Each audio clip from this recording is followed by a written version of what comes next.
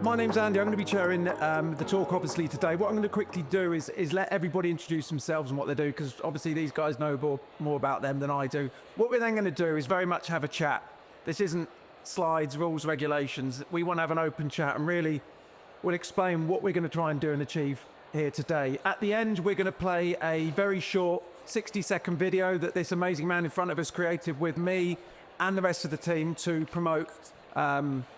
that's the wrong word, to really raise, not awareness, but we want people to act when they see this video. I'll be perfectly honest with you, you will shed a tear. It's not here to be all fluffy and wonderful. This is a serious subject, so that will be at the end. Any questions at the end, please keep them till then. Obviously, if you want to direct them at any of the guys and girls, please do. Quickly over to, I call you George, is that okay? That's okay. Yeah, so my name's Matt Harthill. George is my nickname. Lots of people call me George. I work for Lyndon SGB. We're a scaffolding company. We're owned by Brand Safway, and I'm head of wellbeing and mental health. I'm very passionate about this, and we'll talk about it a bit further on. Thank you. Cool. Yeah, so my name is Roland Coldrick, and I'm a volunteer with the Rapid Relief Team charity. We're a charity, global charity, but specifically I head up the what we call the C3 project, which stands for Construction Community Connect. And we're not mental health experts, but we'll talk about what we do offer, which is basically a full support to any charities that are seeking to host stand-up events on building sites to spread the good work they're doing. But we'll talk a bit more about what we do in detail in a minute. Morning everyone, my name's Fay Simpkins. I'm Head of Occupational Health and Wellbeing at National Highways. I'm previously at a small project called HS2 before that. I am by background a nurse. I've worked in cardiology and A&E. Then I did my Masters in Occupational Health and Public Health. And at the minute at National Highways, I'm looking after 7,000 employees internally and assisting the supply chain to make sure that their health risks are recognised and all their mental health and wellbeing needs are being met as best as we can. One thing I didn't say was a little bit about me. You're probably thinking, who's a funny looking bloke sitting on the left? I've been in construction since the 80s, late 80s. I've been on the tools all my life, so I'm a trade through and through. I've residential, not commercial. I got diagnosed with complex PTSD a few years ago from childhood abuse and went through probably the world's worst divorce over a 5-year period, which culminated in homelessness, unlawful arrest and imprisonment. Not seeing my kids. 4.5 years ago, woke up in hospital with a kitchen knife. I was one of the lucky ones that came through, and having played a lot of rugby, hence I had this rather funny looking face on me, I had a big prop sit at the end of my bed in hospital and say, one day, Andy, you'll turn this into a positive. And obviously my initial reaction was, this is probably the most bizarre comment I've ever heard. But he was right. Because we've set something up called the Build Network. We're upstairs, literally just there, stand SM3. And we want to give a platform for everybody to really learn about the industry, encourage people to come in with a massive slant on mental health. So what we're going to do today is, it is entitled Burnout, but I think we need to be a bit broader than that. Because burnout, as obviously we're all aware, isn't recognised as a mental health condition according to the World Health Organisation. Maybe it's just a buzzword at the moment. George, to start with you, let's get straight into it. We're not here to pull any punches and tick any boxes. How do we, as an industry, stop this tick box exercise? Because there'll be an awful lot of people putting pictures on LinkedIn and doing this and flag waving because it's World Mental Health Day. If we're serious, this needs to be every day because we've got record numbers of suicides and it's getting worse. Well, I can talk about what I do in my ordination, and you're totally right. It's every single day we should be talking about this. I talk about this, we was talking upstairs, I'm a typical scaffolder. I've been in construction 25 years, I've been in the army, was in the Staffordshire Regiment, very proud regiment. Most of my life I've done martial arts, not so much now as you can tell. Okay guys, that's why I'm so pretty, that's why I love a news headstand. But it's a big thing, I was a typical man's man. And now we was talking upstairs, 6 years ago I wouldn't be here, I wouldn't be talking about this. I went down a dark path and I'm only here because my friends noticed. We need to be aware, we need to be able to talk about things, we've got to change everybody's way of thinking about what is mental health. It's not just where we go and where it is. But like you were saying there, it's not just on one day. I work with my firm, do this every single day. Every single day I go and do talks, I deliver courses, but it's not about that. It's about trying to change how people think about the way it is. We've got to change the way Because a lot of people go, oh, I've no, old way of thinking, that's mental health. I ain't got that. And when we really talk about it, we've all went through dark times. And we need to understand we've got to be able to talk about stuff and put it on the table and not be punished because we put it on the table, because then we can get the help. How many people don't get the help? I'm only here because my friends noticed I wasn't right. I was on my way to go and take my own life. I never spoke to anybody because I'm a man. And that was the thing. I'm not being gender specific here, but that's what's happened with me. I wouldn't talk about it at all. I wouldn't talk about poor mental health. I drank a lot. So when I started thinking about suicide and doing suicide planning, I definitely wasn't going to talk to anybody about that. But we need to start opening it up. So again, it's okay to not be okay. And it's that whole word, but it's true, isn't it? You've got to be able to talk about it. We've got to not be in buzzwords and tick boxing. We need to just talk and work together. That's the way I see it. Roland, talk us a bit about your work, because I think we're all aware construction is sadly very male biased, as George has said. I think things are changing, men are talking more, but there's still that fear factor of being honest. Yeah, no, that stigma in male-dominated industries, particularly construction, we're all the same, us blokes. We don't like to open up. The Rapid Relief team, when some of our directors heard about the shocking statistics, and we need to talk about the statistics because they're not getting any better. Suicide in construction is a real it's the largest form of suicide in the construction industry. So the Rapid Relief team, we have invested in converting a bespoke vehicle into a barista coffee shop on the go, serving quality coffee and donuts. And we are touring the country to construction sites. This is entirely funded by the Rapid Relief team. This is free of charge. And the idea of what we provide, all we're trying to do is maximize attendance at these really crucial stand-up talks on construction sites. We act as the draw card by, a construction worker will drop tools for a nice coffee and a donut and a chat. We're a friendly bunch of people. We've got a couple of thousand volunteers in the UK. We've got 4,500 volunteers globally. We've got about 86 pockets of volunteers around the UK. Our job is just to act as that draw card to maximise attendance. And we've had some really successful events, namely Hinkley Point last month. We fed over 1,000 construction workers with donuts and provided coffee. A lot of donuts, fair is. Over in about 4 hours. Last year we were at HS2. About 1,500 workers came through. But I think the statistics are showing that having us there will increase footfall by, up to 40-50%.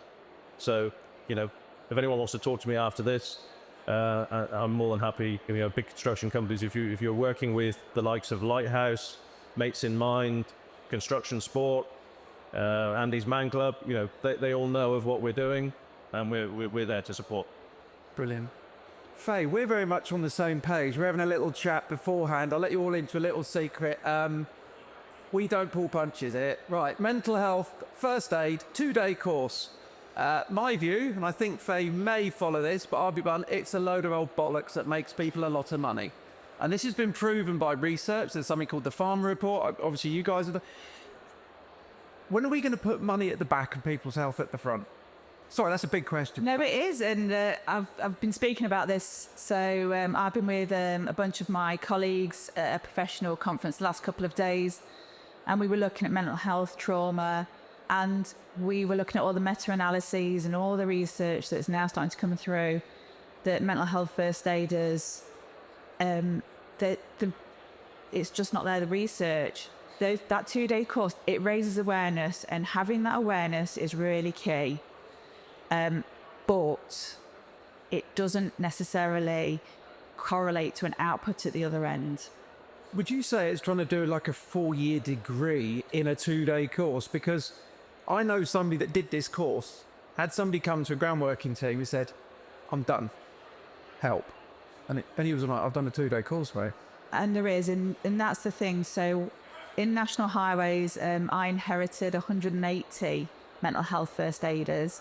And we have, across National Highways, We have corporate teams and we have operational teams. So the guys out in the cars that you guys all slow down for because you're not quite sure if it's a police car or not, but it's slightly different because it's yellow and grey, not yellow and blue. They're us. Even I slow down, to be fair. And it's those guys that are really, and girls that are really hard to reach because they're 24/7, 365, out with the general public. And we do have a lot of mental health first aiders. We are looking at how we do this now. So I'm sending my engagement lead out to do a trim course to look at actually if that's a better fit for us overall.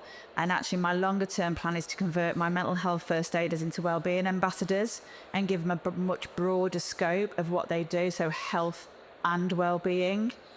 Take away the first aid bit because we ain't going to fix anything. Sometimes they're not even a sticking plaster. Sometimes those guys are the cause and incrementally increase someone's mental health because they're not keeping in their swim lane. And as soon as they exit the swim lane, we have got all sorts of problems. And to coin a phrase, the shit will hit the fan massively at some point. And ultimately, the book starts with me. I've trained these people. They work and volunteer for me, so I have to govern them. And if I don't feel someone's fit, we interview everyone. They have to go through a job application process. If I don't think they're fit, they ain't getting in. And we sit with our trade unions and do that. But I think eventually it has to change, and the reliance in some sectors on, well, it's a mental health thing, we'll just chuck a mental health first aider at it. Sweet Jesus, train your line managers, give them all that training, give them that 2-day training or something in that sphere that says, I know a little bit about you, I'm not here to be your best friend, but I understand how you operate, what's normal for you, so I can recognise when it's not normal for you. And also I can signpost you to all the great stuff that we do as an organisation. I'm squealing. I've too long, put the mic down, Faye. But I say to all my line managers, you can't fix this unless you've got a psychology degree somewhere in the background that you're going to pull out your back pocket. You ain't fixing this today, my friend. But what you do is you signpost. You have check-ins with them. You ask them if they're okay. That is all we're asking you to do. And I think that gets lost in translation. They're like, I must fix this. No, you mustn't. The mental health first aider. I am now Sigmund Freud after 2 days. No, step away. This is, you cannot meddle around and not know in this space because you will create more problems than you solve. George, just your thoughts on that. But I think while you're answering, I think the big thing, my view, we need to be preventative, not reactive. We're too reactive. So let's be honest. When someone's there, they're there. They're not downloading an app or texting a number. You're there. Surely, rather than trying to put, and I always joke with my lads on the tools, rather put a Peppa Pig plaster on an open compound fracture, if we didn't have that problem, we wouldn't need this emergency response, which, of course, we still need it, but don't want to address it at the beginning. Well, I can... But you want to answer, Alan? So preventative, because we've got a lot of charities and support agencies doing a reactive. Well, of course we need it. Yeah. But why not eradicate the problem before? But we need to see, don't we? Because I totally agree with the mental health first aid. I'm an instructor in suicide first aid, but also I totally get what you're saying there. I think it costs way too much. I don't know, but we don't have to do that from my firm because I'm the instructor. We give it out. But it's what you're saying, there's boundaries. The boundaries are a big one. Understand what you are. It's like if you're a physical first aider, you're not suddenly a nurse or a doctor. You don't start stitching people up. And that's what this is about as well. You see a situation, you can give the professionals. And you're totally right. This is what we talk about, the preventive, is getting to know your team, whatever level that is, on any level. Some have just fell then. But for any level, but you've got to know your team. We spend more time at work in construction than what you do with your people at home. So why aren't you looking out for each other? And I'm not doing it to put as an emphasis on each other, but we should do. Like I said, I'm only here because my friends noticed I wasn't right. And this is typical. Like, if I describe my friend, the Duke, his nickname is big, spurly scaffolder. He used to come through a door sideways to make himself look bigger. And he wouldn't talk about mental health because that's not her. But he went, George isn't right, and he knew to pass it on to somebody, and that's why I'm here. And I think that's what it is. You've got to know your team. That's how we do it. Why shouldn't we know when somebody's gone through a breakup or something like that? It's not about being nosy, but you're going to understand that when they're at work, they're not 100%, that their mind's going to be on something else. If you've broke up with your family, you've had a death, or anything like that, it's going to affect you. So why aren't we just looking out for each other? I'm not putting the emphasis on it's all everybody else's fault, because it's not. But we should know our team. We should know each other. Roland, that's a perfect question for you. You mentioned some charities there. I know all of them very, very well. Steve at Construction Sport, to me, is leading the way. I met Steve a number of years ago. He's still a ground worker. But what he's doing, so if you're not aware of Construction Sport, please do go and look at it. It's a charity that's aiming to be more preventative. You're obviously aware the rugby match he did recently, he arranged England construction against Ireland construction in a rugby match at the Saracens ground. The big story from me from that is not just people having a crack and a laugh and a beer. I used to play rugby as a front row, not that I was, because I wasn't quite big enough, but as a front row, you lay into your opposite number. Halfway through the game, 2 props were about to engage, and one of them said, just lost my fucking job. The other prop said, he was ISG. The other prop said, we've got some vacancies going. If you need any help, I've just started seeing a counsellor. This is 2 gnarly props that probably fight for a living in the evenings, let's be fair. They had that conversation on a rugby pitch, in the bar afterwards, they're best mates, and he got him a job. That, to me, is stopping him going all that way. So you mentioned that Construction Sport. Do you think we need more charities and companies to sort of follow that route of getting out in the open air and sport? Yeah, absolutely. I mean, Steve is a great guy. I fully back what you say, confirm it. He's doing great work. And as well as some of the other charities, but particularly Steve, because he's quite a small operator and he's doing an awful lot of work. So, yeah, definitely look him up. I think construction companies need to stop viewing these, events that Steve and Lighthouse and so on do as a tick box exercise. That, we need to put real time into this and ensure maximum attendance. Because if these guys that are looking down the barrel only hear about Lighthouse I've been to a number of talks of some of those guys, and they've all got a story to share.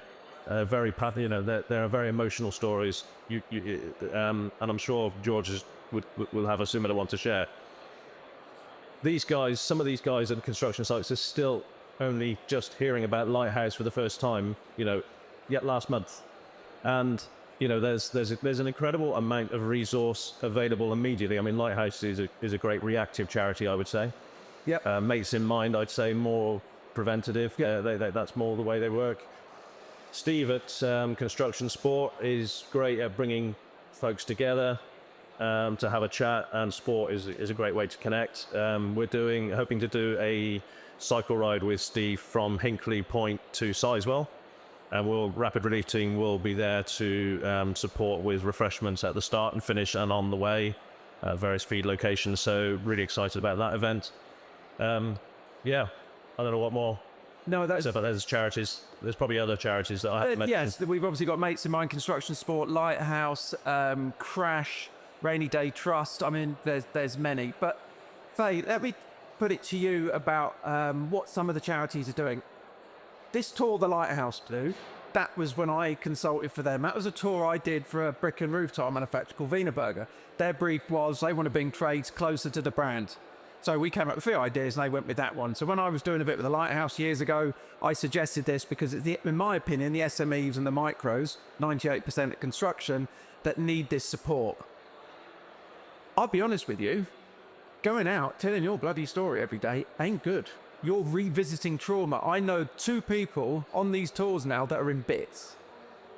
Also, this isn't an easy conversation. We won't be sitting here having a crack and a giggle, but I think if someone's struggling and they're hearing these things constantly on talks, do you think that's the right way to go, Faye?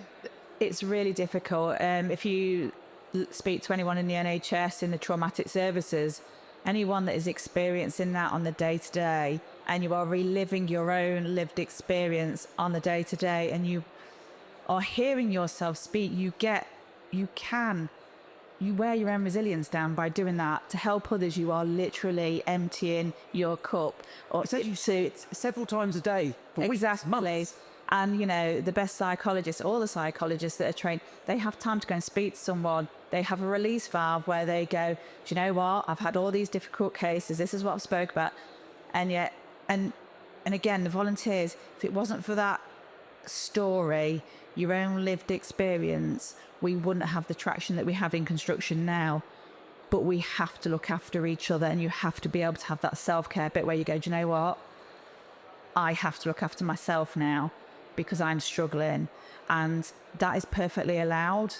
And they do need to take that step back, and somebody really needs to be watching and just going, actually, can we sub you in for someone else? You've done a great job. It's no reflection on you, but actually, I can see your emotional resilience is absolutely, I can see the bars going down. We'll tag you out and put someone else in. My worry is there's somebody on there Yeah, who's coming on in tears. yeah. And that to me Wife is... and kids walked out. Yeah, He's in bits. Wrote a van off because he's half asleep because he's driving a lot of miles up and down the country. yeah. Not a good advert for No. charity. It is very counterintuitive, isn't that? So it's really, everyone wants to do the right thing. Nobody is in this space wants to cause harm, but we, for the want of a better word, we can't keep rolling the same people out, and we need to ensure that there is enough bank of volunteers who are willing and able. Sitting here is scary. I mean, I love the sound of my own voice. I'm not bothered, and I will talk to anyone. That's the joys of being an A&E nurse by trade. If you drop your pants and show me your bum, I'll probably inject it with something. But it is really important to have a big, wide group of volunteers that will come and go, do you know what?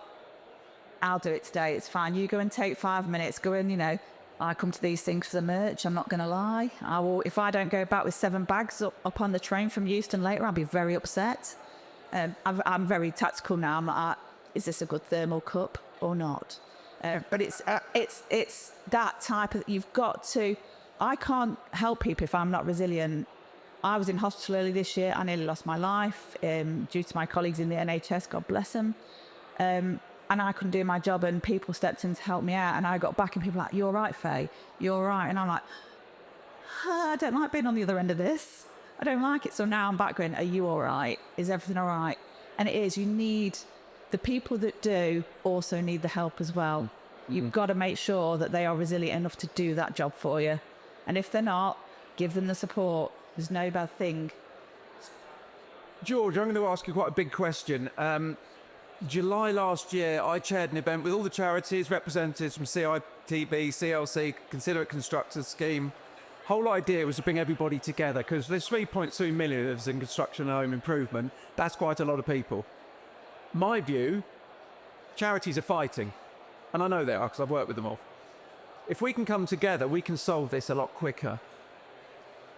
Do we need to put money to the back and actually work out a plan together as an industry and work together? Because the problem I'm seeing, if there's a big pot there as a grant or a subsidy or some money, it's, I'm going to fight you as a charity because I need that money. I mean, there is a charity that we've mentioned that's got £3 million in the bank, £2 million invested on the stock exchange, which they lost on.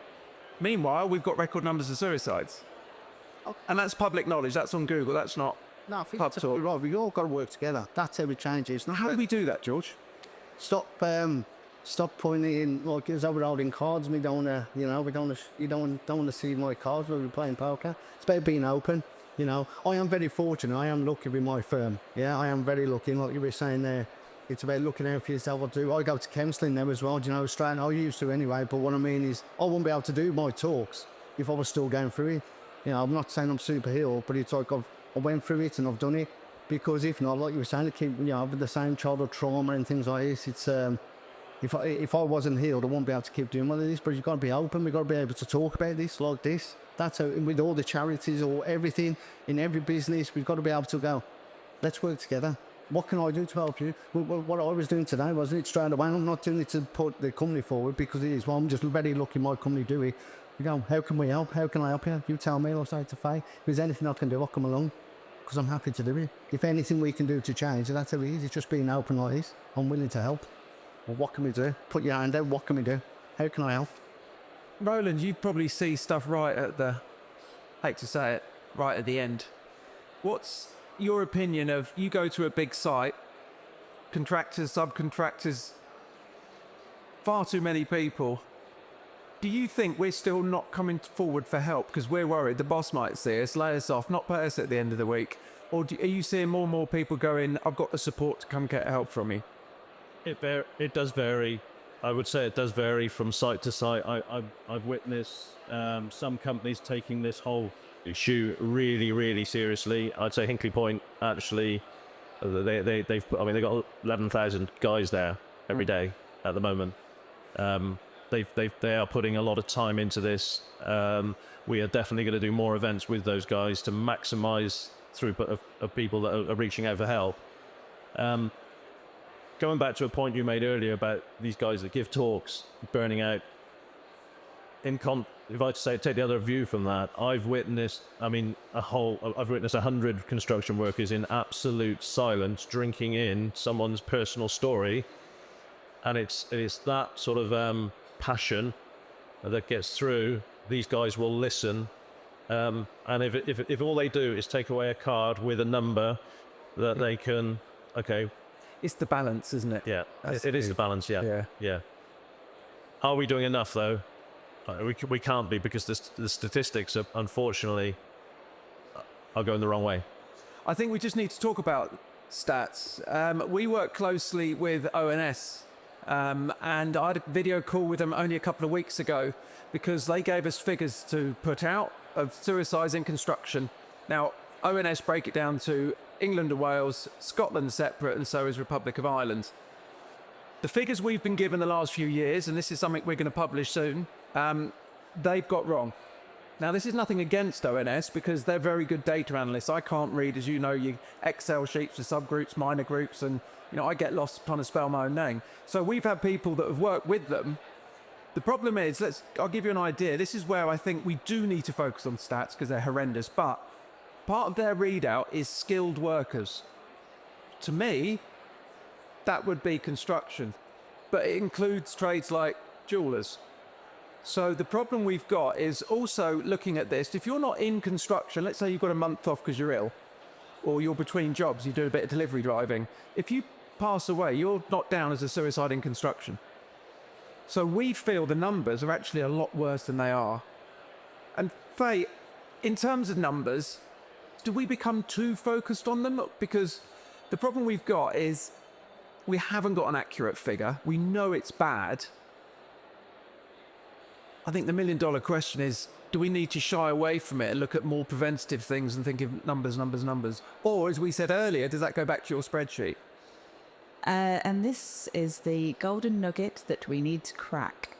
So I have put together a business case. We're very lucky. I have a ring-fenced pot. Nobody's having my money. Thank you very much. I have given some back this year. If anybody from National Highways is here, I have given back the money I haven't spent.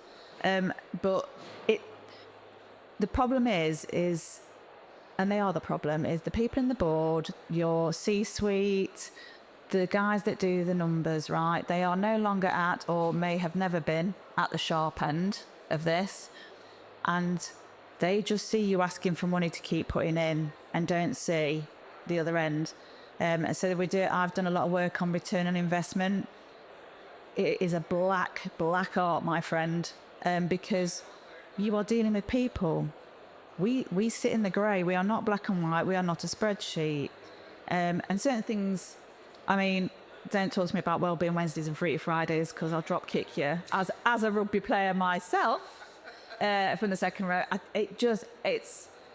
that to me, it's a lovely to have, but if your foundations are completely knackered, Fruity Friday is not doing you any favours, my friend.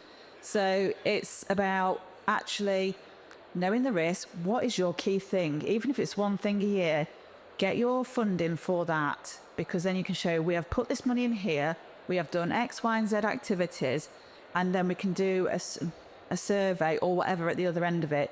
If you want to look at your sickness absence, not always the best, because again, if it's put in wrong and it comes out wrong, anything that's got an organic touch to it has a possibility of being wrong, but you've got something to measure. But then don't do it once, come back to it again.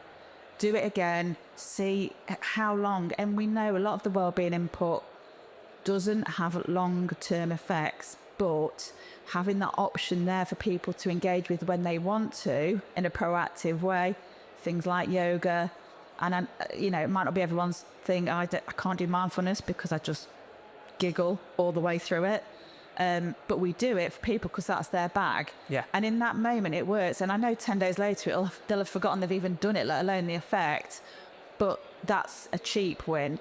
But the biggest stuff that you do has some kind of number to it, because otherwise C-suite aren't interested and that bag of money goes somewhere else. So I don't like doing the numbers. If someone else will do them for him, I always do.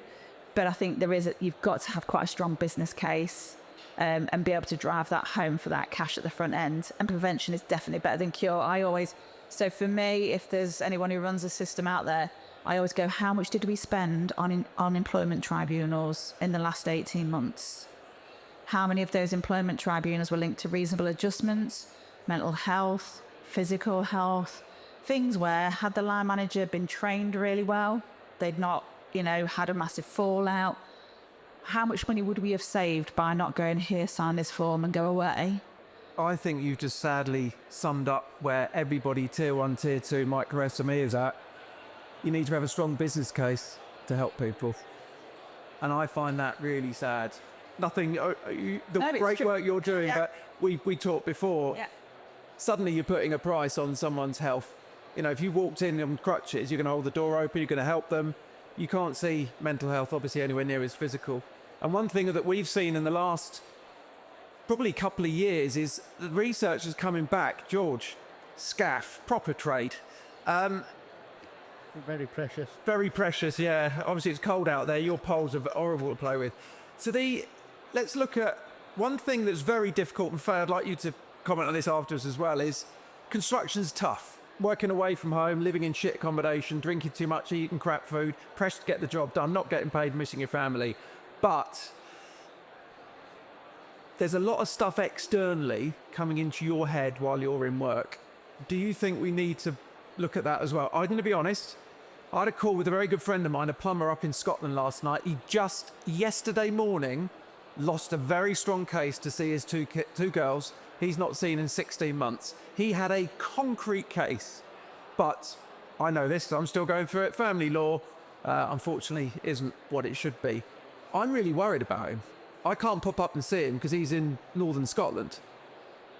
Do we need to try and support people that have got difficulty at home, because that brings into work? Of course it does. That's what I was saying earlier. Is with something like that's happening, there's no way you're going to be safe to yourself and others at work. And I'm told, but it's true, isn't it? Because your mind's not on the job. How many times I used to go to work and my mind wasn't on the job? How dangerous I was to everybody else, not just myself. 200 foot in the air doing my thing. And exactly Contracting around 13-foot poles, exactly. Floor lifts up. Hey, I was doing something at once. I was like 60, 70 foot in the air. My mind was on the job. My mind was thinking in my head, I'm a shit dad, and I want to do this. That's all that was going on.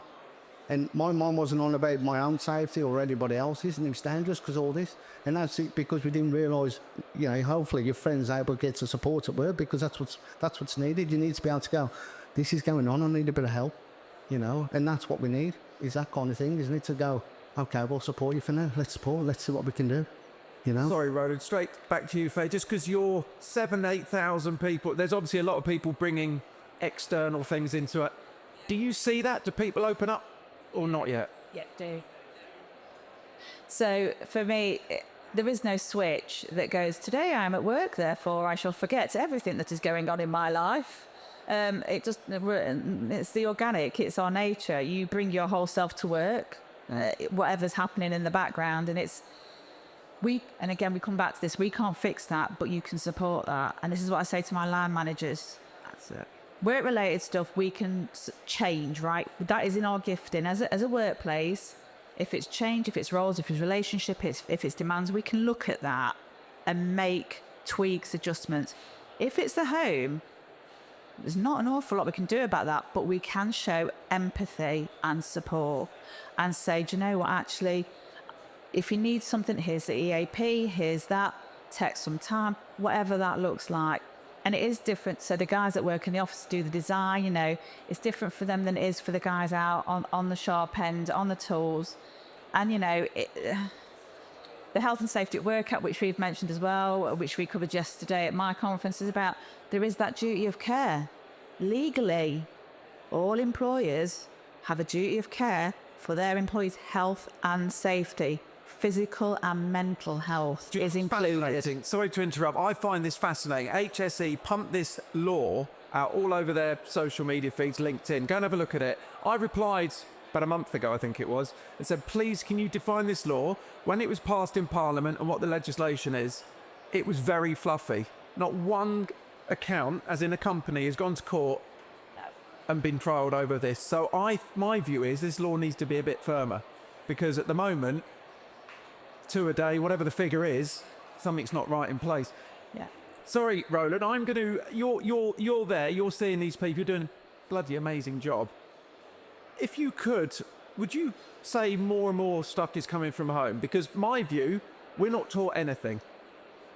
Financial, physical, mental health. In the apprenticeship, I'd like to see 92% of us will be self-employed at some stage in construction. How to run a business, how to do your tax, how to do marketing, contract. Do you understand drinking lots of water is good for you rather than 6,000 Red Bulls by 8 a.m? Do you think we need more at the beginning of people's careers so they can understand it? Because you must get a lot of people come to you when you think, you should know better, mate. Yeah, no, absolutely. I mean, the prevention is clearly the way to go. How do we get in? How do we add this into people's education? This is the $1 million question. Would you put it in an apprenticeship? I think we should. I fully would agree with that. Absolutely. We're seeing too much. Yeah, I don't like to use the word ignorance, but it is ignorance because of lack of basic understanding, like you mentioned. Subcontractors is interesting because to get those guys, I mean, that's one thing I have noticed on the events that I've attended, to get subcontractors to give up their precious time to attend an event that, the head of well-being is putting on is a challenge. And they're not going to get paid. Exactly. Yeah. Why are they going to drop tools to come and listen to some guy tell his story?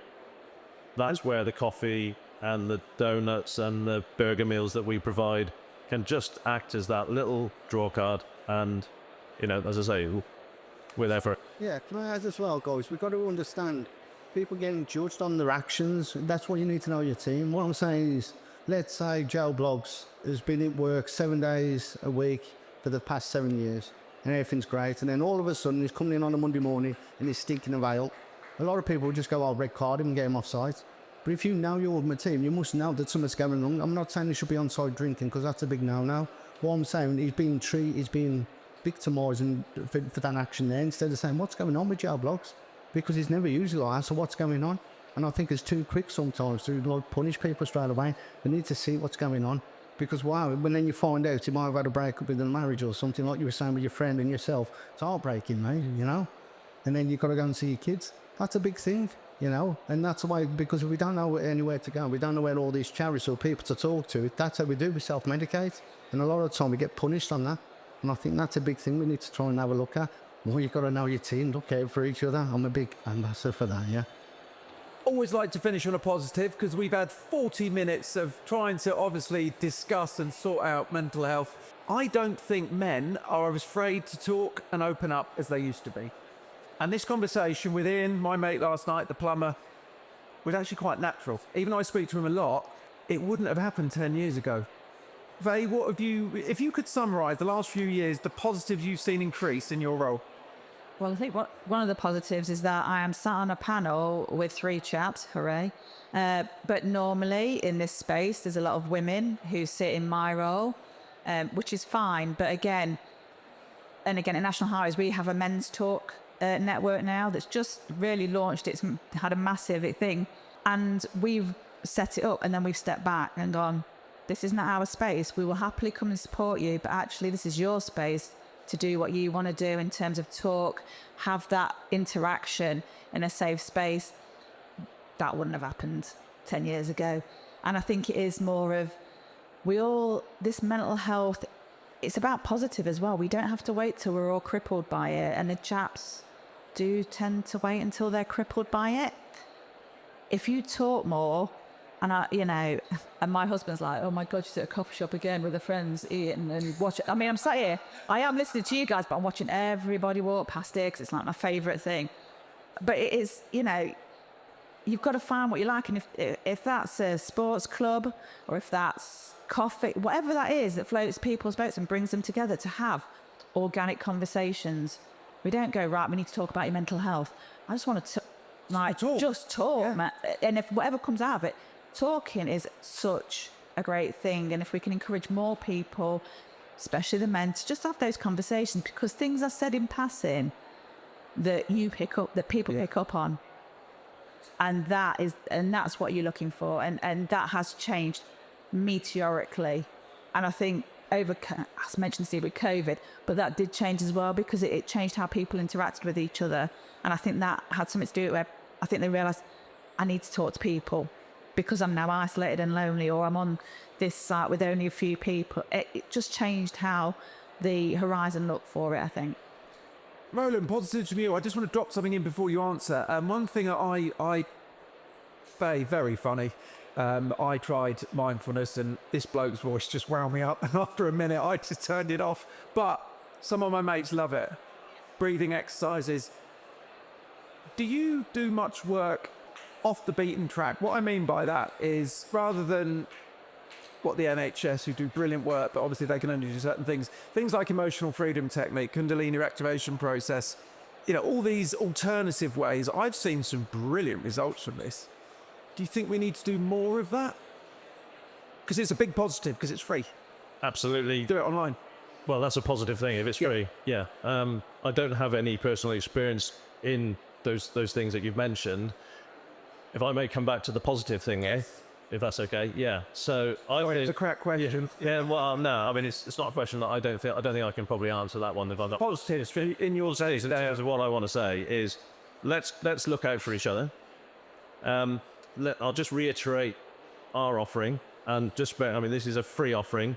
So the Rapid Relief Team, we're a charity, we're a global charity.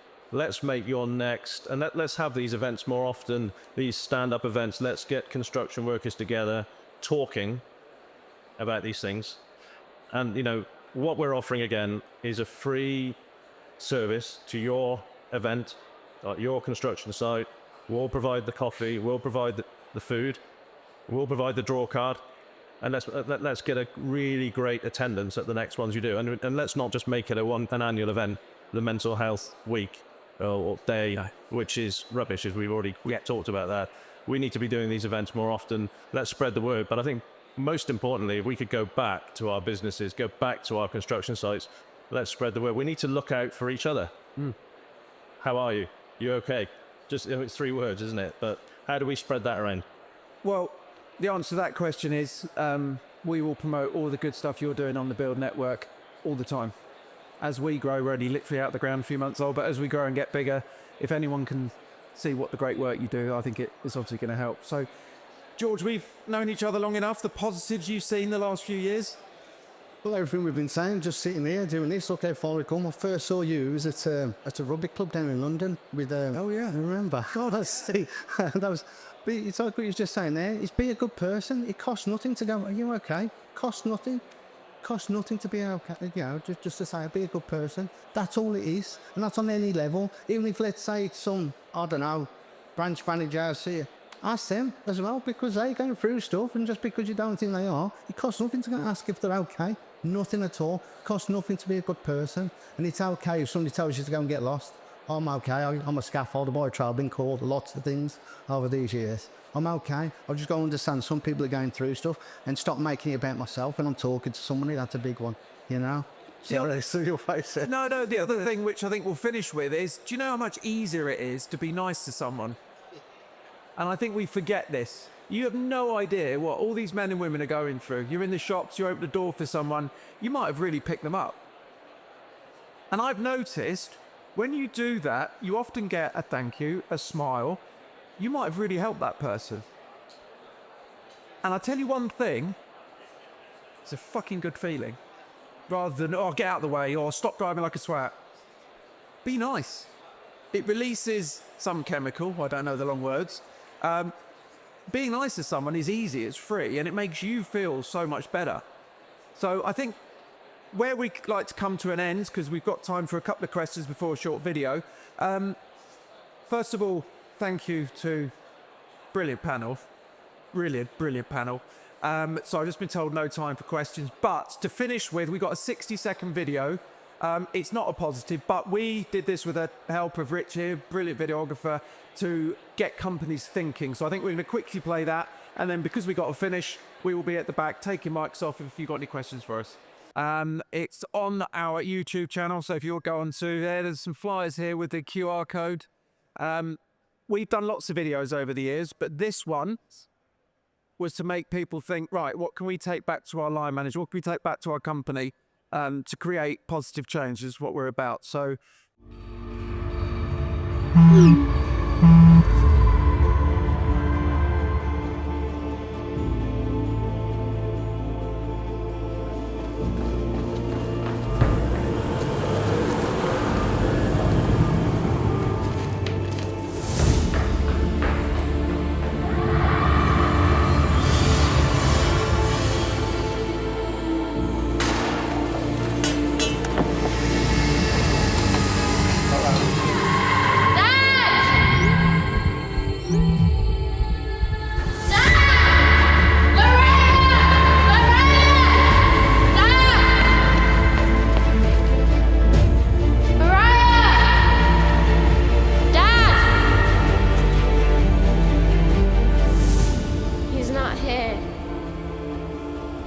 He's not coming back.